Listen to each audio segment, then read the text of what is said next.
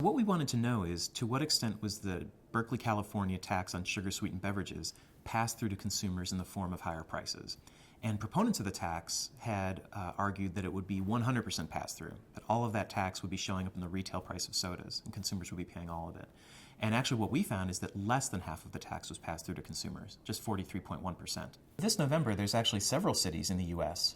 that have on their ballot a tax on sugar-sweetened beverages. San Francisco, Boulder, Colorado, Oakland, and Albany, California all have on their ballots a tax on sugar-sweetened beverages. If what we found for Berkeley applies to these other cities as well, what our study implies is that the tax on sugar-sweetened beverages would not be fully passed on to consumers in the form of higher prices. It might only be half or less passed on.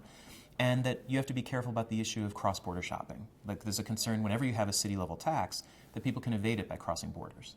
I think a broad-based tax on energy-dense foods, these are the foods that are high in calories and low in nutrients, I think that makes a lot of sense.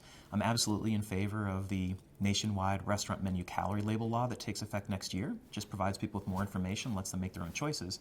And I also think there should be consideration for restricting how people can spend their SNAP or food stamp benefits.